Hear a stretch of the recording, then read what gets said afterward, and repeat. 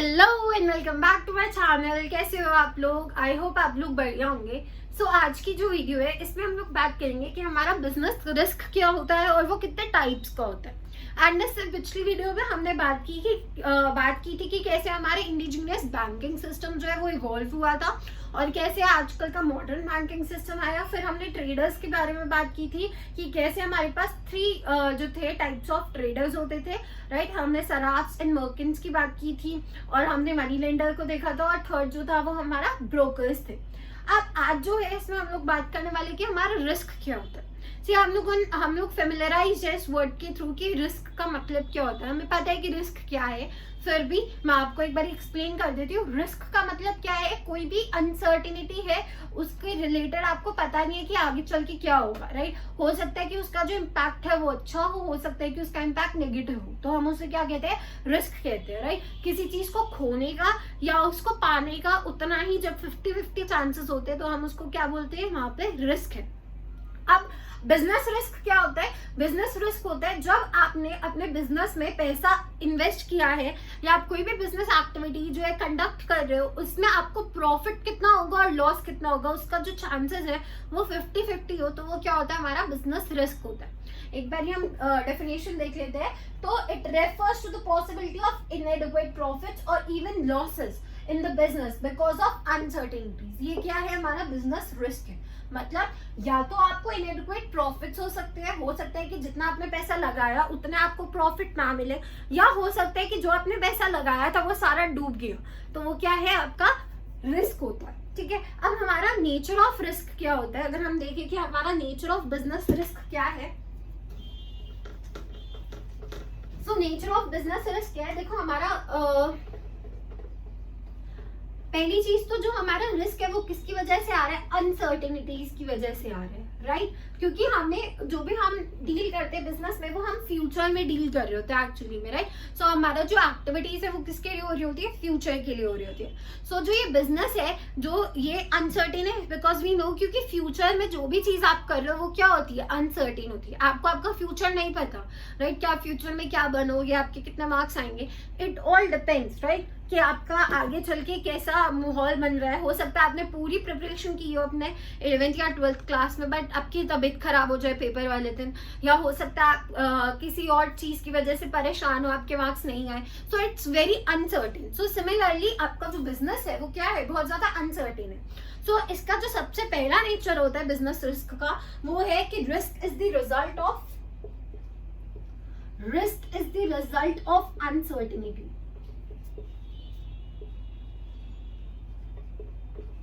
Risk is the result of uncertainty. Same चीज की जो मैंने अभी आपको एक्सप्लेन किया कि जो हमारा बिजनेस है, जो आपका फ्यूचर है वो बहुत ज्यादा अनसर्टेन है, आपको नहीं पता कि आगे चल के क्या होगा। बट हाँ, ये जरूरी है कि आप बिजनेस में क्या है अपने रिस्क को थोड़ा सा मिनिमाइज कर सकते हो। वो कैसे? पहले ही चीजों को एंटिसिपेट करके, पहले ही चीजों को थोड़ा सा सोच समझ के करने से। या हमारे स्टेप्स होते हैं इसमें कि आप बिजनेस को फोरकास्ट करो, आपकी जो एक्टिविटीज है उनको फोरकास्ट करो, मतलब कि पहले ही उनके रिलेटेड जो है इंफॉर्मेशन निकाल के रख लो सो दैट कि आगे चल के आपको प्रॉब्लम ना हो, ठीक है। अगर मैं एक एग्जांपल दूं, अगर एक फैशन इंडस्ट्री में है कोई बिजनेस खोल रखा है किसी ने अपना, तो वो क्या कर सकता है? आगे जो फैशन में चेंज होगा उसको थोड़ा सा अपनी तरफ से क्या कर सकते हैं? थोड़ा सा स्टडी करके उसके ऊपर वर्कआउट कर सकते हैं कि अब मुझे यहाँ पे इस टाइम पे प्रोडक्शन को रोक देना चाहिए और जो मेरा प्रीवियस फैशन वाले जो प्रोडक्ट्स है उनको पहले बाहर निकालना चाहिए, और देन मैं अपना जो फ्यूचर में जो आ सकता है, जिसका अभी ट्रेंड चल सकता है, उन कपड़ों को क्या है आगे प्रोड्यूस करो और उनको सेल करो, राइट। जो हमारा सेकंड हमारे पास आता है कि risk is unavoidable. Risk is unavoidable. भाई सेम चीज की देखो, आप रिस्क को अवॉइड नहीं कर सकते बट आप उसे क्या है? मिनिमाइज कर सकते हो, राइट। थर्ड जो आता है वो है हमारा degree of risk depends on the size of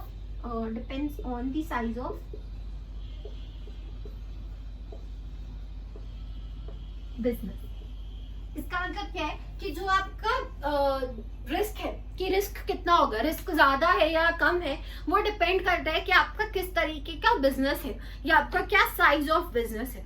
ठीक है, सो साइज ऑफ बिजनेस, लेट्स अगर आपका छोटा बिजनेस है तो वहां पे आपका रिस्क क्या है, कम है। बट वेयरएज अगर आपका बहुत बड़ा, आप बहुत बड़ी इंडस्ट्री में हो या आप आपकी बहुत बड़ी कंपनी है, तो इस केस में क्या होगा, आपका जो रिस्क है वो क्या है, बहुत ज्यादा होगा। सिमिलरली इसका एक सिमिलर काइंड ऑफ पॉइंट है कि risk depends upon the nature of business. Risk क्या है, डिपेंड करता है, risk depends upon the nature of business. इसका मतलब क्या है कि देखो, अगर तो आप मान लो डेली जो चीजें हैं, जो डेली यूज की चीजें हैं उसमें काम करते हो, तो आपका रिस्क क्या है, एज कंपेरेटिवली आपका रिस्क कम होगा। जैसे कि अगर आपकी किराने की स्टोर है, ठीक है, तो वहां पे आपका रिस्क क्या है, कम है। बट अगर यही आप किसी फैशन इंडस्ट्री में, तो वहां पे आपका रिस्क बढ़ जाता है। हो सकता है कि आपका जो फैशन है वो चेंज हो गया, राइट। आपके पास अभी बहुत सारा लॉट पड़ा था ऑलरेडी, जो आपका पुराना सामान है उसका ऑलरेडी बहुत सारा लॉट पड़ा है, बट क्या हुआ, फैशन में चेंज आ गया। तो अब इससे क्या होगा कि आपकी जो इंडस्ट्री है उसमें क्या है, आपके पास बहुत ज्यादा रिस्क इन्वॉल्व हो गया है, क्योंकि आप जो प्रीवियस क्लोथ्स थे, जो भी आपने पहले फैशन, जो पहले ट्रेंड चल रहा था फैशन का, उसके हिसाब से बनाए थे, वो अब नहीं जाएंगे। अब आपको न्यू के साथ जो है कोप अप करना पड़ेगा। सिमिलरली एक और एग्जांपल दूं तो आजकल की टेक्नोलॉजी बहुत फास्टली चेंज हो रही है, राइट। अब जैसे कि जो है हमारा चैटबॉट का यूज किया जा रहा है, या अगर हम बात करें एआई आ गया है। सो अब क्या है, जो कंपनीज है, कंप्यूटर के रिलेटेड कंपनीज है, जो बाकी की कंपनीज है, उनको क्या है, इसके साथ कोप अप करना पड़ रहा है। अगर वो इसके साथ कोप अप नहीं करेंगे तो क्या है, वहां पे उनको प्रॉब्लम होगी। तो ये भी कहीं ना कहीं रिस्क है कि हमारी जो टेक्नोलॉजी है वो बहुत जल्दी जल्दी चेंज हो रही है। विद इन 2 years और 3 years हमारे पास कुछ नया चीज आ रहा है, राइट। सो ये भी इनको क्या है, ये एक काइंड ऑफ रिस्क है टेक्नोलॉजिकल कंपनीज के लिए, जो टेक्नोलॉजी में डील करती है उनके लिए क्या है, एक रिस्क है, राइट। अब इसका एक लास्ट पॉइंट है कि profit is consideration of risk taking. Profit is consideration of risk taking. आप लोगों ने ये चीज बहुत ज्यादा सुनी होगी कि जितना रिस्क होगा उतना ज्यादा प्रॉफिट होगा, है ना। बट यही सेम चीज जो है इसमें बोली गई है कि जितना ज्यादा आपका रिस्क, जितना ज्यादा रिस्क होगा उतना ज्यादा प्रॉफिट होता है, और जितना कम रिस्क लोगे आप उतना कम आपको प्रॉफिट होगा। बट हर बारी प्रॉफिट वैसे जरूरी नहीं है। ये पॉइंट जरूर ऐसा बोल रहे हैं कि प्रॉफिट जो है, अगर आप रिस्क लोगे तो प्रॉफिट होगा ही होगा, बट इट्स नॉट इम्पोर्टेंट। हो सकता है कि आपने रिस्क लिया और आपको लॉस हो गया, तो रिस्क के बदले जरूरी नहीं है कि हमेशा आपको प्रॉफिट ही हो, रिस्क के बदले आपको लॉसेस भी हो सकते हैं। अब मेरा एक क्वेश्चन है आप लोगों से कि जो ये हमारा बिजनेस रिस्क है ये किस तरीके से इवॉल्व होता है, या जो ये रिस्क है ये किस रीजंस की वजह से आता है। इसको आप प्लीज एक बार कमेंट में, यहाँ पे जो वीडियो है इसको पॉज करना और एक बार कमेंट में मेरे को लिख के देना कि किस रीजंस की वजह से हमारे पास जो है रिस्क आता है। ठीक है, अब हम बात करेंगे कि हमारा रिस्क के क्या कॉजेज होते हैं। तो अब हम बात करते हैं कि हमारे क्या कॉजेज होते हैं बिजनेस रिस्क के। देखो, मेनली जो कॉजेज हो सकता है वो क्या हो सकता है कि ह्यूमन जो है, ह्यूमन की वजह से कोई कॉजेज हो रहा है, ह्यूमन की वजह से कोई रिस्क आ रहा है, या नेचुरली कोई रिस्क आ रहा है, राइट। बट इसके अलावा भी हमारे पास दो और टाइप ऑफ रिस्क होते हैं। एक इकोनॉमिक रिस्क हो सकता है और एक अदर टाइप्स ऑफ रिस्क हो सकते हैं, जिसमें हमारा क्या आएगा, टेक्नोलॉजिकल रिस्क हो गया, या आपका हम बात करें मैकेनिकल रिस्क हो गया। ये सारा हमारा जो है ये इस कॉजेस में आएगा। और अब हम इसके जो है पार्ट्स देखते हैं कि कैसे हमारा रिस्क जो है वो कितने पार्ट्स में डिवाइडेड है। सो हम लोग 4 पार्ट्स में अपने रिस्क को डिवाइड कर सकते हैं। पहला है natural, next is human, third is economic and fourth is other risk या अदर कॉजेज लेते हैं। ठीक है, अब जो हमारा नेचुरल कॉजेज होते हैं इसमें जो है हमारे 3 पार्ट्स है। फर्दर ये 3 पार्ट्स में है seasonal change,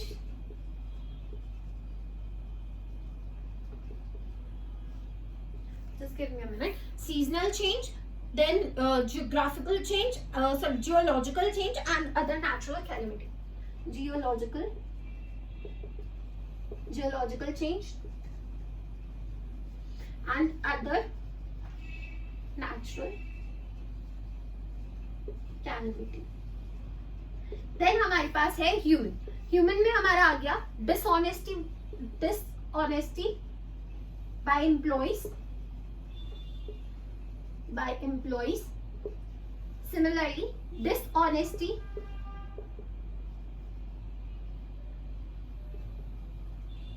bye customers.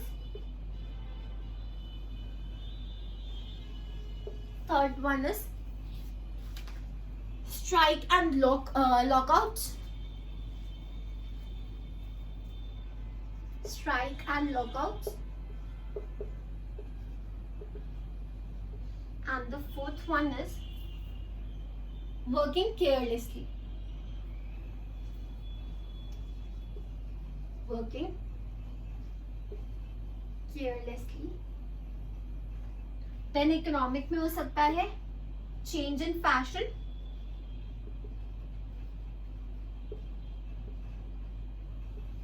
Next it could be change in price,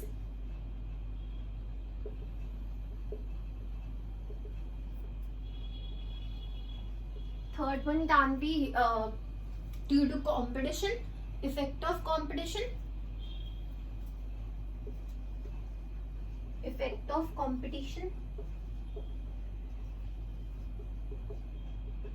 and the last one is providing facilities to the consumers. Providing facilities to the consumers. जो अदर कॉजेज है वो मैं आपको बाद में एक्सप्लेन करूँ, ठीक है। अब जो ये नेचुरल कॉजेज होते हैं, ये नेचुरल कॉजेज का मतलब क्या हुआ कि जो ऑटोमेटिकली अकर कर रहे हैं, इसे आप जो है रोक नहीं सकते हो, ठीक है। ये ऑटोमेटिकली अर्थ जो है वो उसकी वजह से चेंजेस आ रहे हैं, ठीक है। अब नेचुरल कॉजेज में क्या है, हमारा सबसे पहले आते हैं सीजनल चेंजेस। सीजनल चेंजेस मतलब कि जैसे अभी गर्मी है, फिर जो है बारिश हुई, फिर बारिश का मौसम आया तो ऑटम का सीजन आया, ऑटम के बाद जो है विंटर्स आ गए, फिर गर्मी आई। ये सारे जो है ये सीजनल चेंजेस होते हैं, राइट। सो फॉर एग्जांपल अगर हम बात करें कि सीजनल चेंजेस में, तो जैसे अभी इस टाइम पे बहुत ज्यादा जो है फ्लड आया हुआ है हर एक स्टेट में। मोस्टली जो स्टेट्स है वो क्या है, फ्लड की वजह से जो है सफर कर रही है। जैसे हिमाचल ले लो तो वहां पे क्या हो रहा है, बारिश की वजह से बहुत ज्यादा जो है लैंडस्लाइड्स वगैरह हो रही है। सो ये क्या है, ये सीजनल चेंजेस है, और ऐसे चेंजेस क्या है वहां पे इफेक्ट कर रहे हैं। वहां पे टूरिज्म बहुत ज्यादा होता है हिमाचल में, तो वो टूरिज्म जो है अब कम हो गया है बिकॉज बहुत ज्यादा लैंडस्लाइड्स हो रही है। तो वो क्या है, काइंड ऑफ रिस्क है, ठीक है। तो वहां पे क्या है, अभी बिजनेस में क्या है, कहीं ना कहीं इफेक्ट हो रहा है। देन जियोलॉजिकल चेंज क्या होता है, जो अर्थ अपने आप चेंजेस कर रही है, ठीक है। जैसे कि हमारा जब टेक्टोनिक प्लेट्स जो है वो थोड़ा बहुत भी हिलती है तो हमारा अर्थक्वेक आता है, राइट। सो वो क्या है, हमारा जियोलॉजिकल चेंज हो गया। देन हमारी अदर नेचुरल कैलेमिटीज आ गई, लाइक से ड्रॉट्स हो गए, राइट। कहीं पे सूखा पड़ रहा है, कभी कभार क्या होता है कि आपके फार्म के ऊपर बहुत सारी जो है बाहर से इंसेक्ट्स आ जाते हैं कि वो आपकी पूरी जो क्रॉप है वो खराब हो जाती है, राइट। सो ये सारी हमारी क्या अदर नेचुरल कैलेमिटी में आता है। देन अगर हम बात करें ह्यूमन की, सो ह्यूमन वालों को आप कहीं ना कहीं रोक सकते हो, बट कहीं ना कहीं आप उसको मिनिमाइज कर सकते हो, बट उनको प्रॉपरली होल्ड नहीं कर सकते, ठीक है। सो ह्यूमन में क्या है, dishonesty by employees. Let's say employees क्या कर रहे हैं, एम्प्लॉइज चोरी कर रहे हैं सामान है, या वो टाइम पे नहीं आ रहे हैं, या वो जो है स्ट्राइक्स कर रहे हैं, या वो चोरी हो गया, या वो जो है क्या है कि आपकी जो बिजनेस है उसके साथ लॉयल नहीं है। सो उस केस में क्या होगा कि आपका एक रिस्क हो रहा है। देन डिसऑनेस्टी बाय कस्टमर्स क्या है कि कस्टमर्स ने सामान चोरी कर लिया, कस्टमर्स पैसे देने से मुकर जाए, या वो क्या है उधारी पे सामान लेकर जा रहे हैं। सो ये क्या है, डिसऑनेस्टी बाय कस्टमर्स हो गया। नेक्स्ट है स्ट्राइक एंड लॉकआउट्स, वही सेम चीज। लेट्स से कि जो एम्प्लॉयज है उन्हें वो सेटिस्फाइड नहीं है कि जो भी उनको इंसेंटिव्स मिल रहे हैं या जो भी बोनसेस हैं उसके साथ वो क्या है खुश नहीं है, तो उस केस में क्या होगा, वो स्ट्राइक्स कर देते हैं, स्ट्राइक पे चले जाते हैं। कई बार जो बिजनेस है उसे शट डाउन कर देते हैं, तो वो आएगा इसमें ह्यूमन कॉज में, देन वर्किंग केयरलेसली, कई बार क्या होता है ओनर भी इतना कई बार ओनर्स भी जो होते हैं ना वो केयरलेस हो जाते हैं कि ठीक है बिजनेस चल रहा है हमें क्या, राइट। सो उस केस में भी आपका एक रिस्क है। कई बार आपने देखा होगा कि ओनर क्या है वही दुकान पे नहीं बैठता है बट उसके जो एम्प्लॉयज है वो वहां पे काम कर रहे हैं। सो इस केस में क्या है, इसमें डिसऑनेस्टी बाय एम्प्लॉयज का भी रिस्क है आपके पास। हो सकता है एम्प्लॉय जो वो पैसे चोरी कर ले। देन आपके पास कस्टमर्स जो है वो हो सकते हैं कि जो आपका जो एक शॉप है उसमें से सामान ऐसे ही उठा के ले जाए क्योंकि उसको पता है कि यहाँ पे जो है ओनर बैठ ही रहा है तो कुछ भी कर लो पता नहीं चलेगा, राइट। सो ये क्या है, वर्किंग केयरलेसली आ गया। देन इकोनॉमिक कॉजेस क्या हो सकते हैं। सी हमारी इकोनॉमी में भी बहुत सारे चेंजेस होते हैं, किसी भी नेशन की इकोनॉमी में भी बहुत सारे चेंजेस होते हैं, राइट। सो इसमें क्या है, चेंज इन फैशन। जैसे पहला एग्जांपल क्या है, चेंज इन फैशन। मैंने आपको बताया था लेट्स से कि अगर कोई एक फैशन जिसका एक फैशन का बिजनेस है वो एक्सपोर्ट भी करता है, हो सकता है कि यहाँ पे जो चीज आपकी फैशन में हो वो वहां पे फैशन में ना हो, तो वो क्या है, वो भी एक काइंड ऑफ रिस्क आ गया कि अगर आपका फैशन चेंज होगा तो आपके पास क्या है, एक रिस्क है। हो सकता है आपका ग्राउंड पूरा जो है उन्हीं क्लोथ्स के साथ या उन्हीं पर्टिकुलर जो प्रीवियस ट्रेंड्स था उनके साथ भरा हो। सो अभी आपको नए ट्रेंड के साथ कोप अप करने में क्या होगा, प्रॉब्लम होगी। तो वो क्या है, जो भी आपका गोडाउन में सामान पड़ा है वो क्या हो जाएगा, आपका काइंड ऑफ लॉस है आपके लिए, राइट। नेक्स्ट है चेंज इन प्राइस। हो सकता है कि जो आपका प्राइस है इसमें सिर्फ प्राइस आपकी जो फिनिश्ड प्रोडक्ट है उसका नहीं, इसमें आपका रिस्क ये भी हो सकता है कि जो रॉ मटेरियल आप यूज कर रहे थे उसका प्राइस इंक्रीज हो गया। सो ये भी काइंड ऑफ रिस्क है।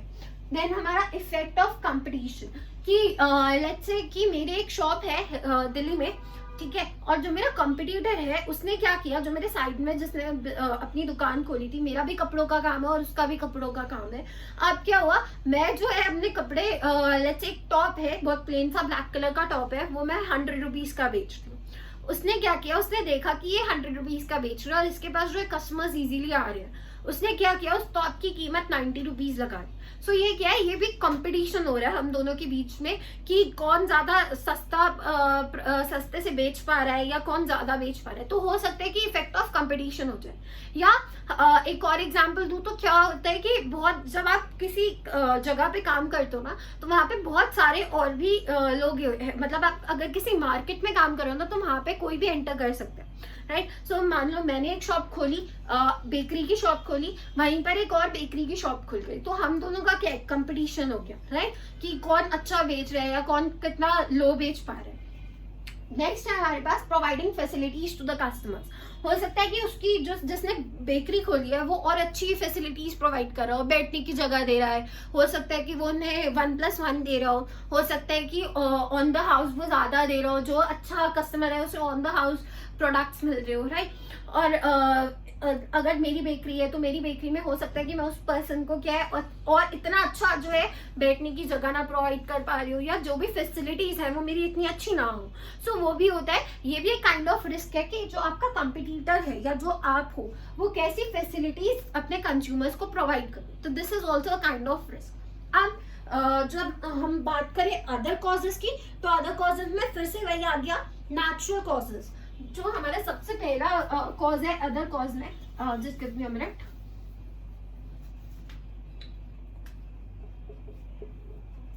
वो है नेचुरल कॉजेस। नेचुरल कॉजेस का मतलब कि हो सकता है कि जो आपका गुड है वो पेरिशेबल इन नेचर है, मतलब वो बहुत जल्दी खराब हो जाता है। सो वो भी एक काइंड ऑफ रिस्क है आपके बिजनेस में कि आपका जो प्रोडक्ट है वो खुद ब खुद खराब हो गया। फिर हमने बात की थी कि हो सकता है आपका क्या है, एक टेक्निकल कॉजेज टेक्निकलिटी जो है उसमें प्रॉब्लम हो। सेम वही एग्जांपल कि आजकल जो है बहुत ज्यादा टेक्नोलॉजी जो है चेंज हो रही है, राइट। हर दूसरे या तीसरे साल में आपको कुछ ना कुछ नया मिल रहा है। जैसे अभी चैट जीपीटी है, एआई है, आपका चैट बोट इंट्रोड्यूस कर दिया गया है। सो ये सारी क्या है, ये बहुत ज्यादा जल्दी जल्दी क्या हो रहा है, आपका चेंजेस हो रहे हैं टेक्नोलॉजी में। सो हो सकता है कोई कंपनी क्या है, वो कंपनी या जो बिजनेस है वो अपनी टेक्नोलॉजी के साथ जो है चेंज ना कर पा रहा हो, ठीक है। ये आपका एक काइंड ऑफ रिस्क है। Then we have mechanical cause. So या हम नेक्स्ट बात कर रहे थे मैकेनिकल कॉजेस की। सो देखो, जब आपके पास कोई मशीनरी है, कोई इंडस्ट्री में जब आप मशीनरी यूज कर सकते हो सकता है उसका क्या है, ब्रेक डाउन हो जाए, मशीनरी चल नहीं रही है, कोई टेक्निकल इशू आ गया है, मैकेनिकल इशू आ गया है उसमें, सो वो क्या है, ये भी एक काइंड ऑफ रिस्क है आपको। उस टाइम पे क्या है, बिजनेस का जो भी आप प्रोड्यूस कर रहे थे उस टाइम पे क्या है, वो रुक जाएगा, राइट। नेक्स्ट एंड लास्ट जो हमारा पॉइंट है इसमें वो है मैनेजरियल कॉजेस। मैनेजरियल कॉजेस, हो सकता है कि जो मैनेजमेंट है वो अच्छा ना हो आपके बिजनेस का, हो सकता है कि जो मैनेजमेंट है आपके बिजनेस का, जो मैनेजर्स है वो अच्छे से काम ना कर पा रहे हो सकता है कि आपकी पॉलिसीज इतनी अच्छे से क्लियर ना हो, ये जो आपके गोल्स है या जो आपने ऑब्जेक्टिव सेट किए थे वो आपके अच्छे से क्लियर ना हो। सो क्या हो सकता है, ये भी एक काइंड ऑफ रिस्क है कि मैनेजमेंट को पता ही नहीं है कि उसको किस तरीके से काम करना है, ठीक है। एंड अब हमारा जो चैप्टर है वो खत्म हो गया है। इसमें मैंने आपके 2 टॉपिक्स छोड़वाए थे, वो मैं आपकी नेक्स्ट वीडियो में कवर कर दूंगी। एंड उसके बाद हम जो है हमारे केस स्टडीज की तरफ चलेंगे एंड साइड बाय साइड हम सेकेंड चैप्टर जो है वो स्टार्ट कर लेंगे। आई होप आपको वीडियो अच्छी लगी होगी। Please like, share and comment.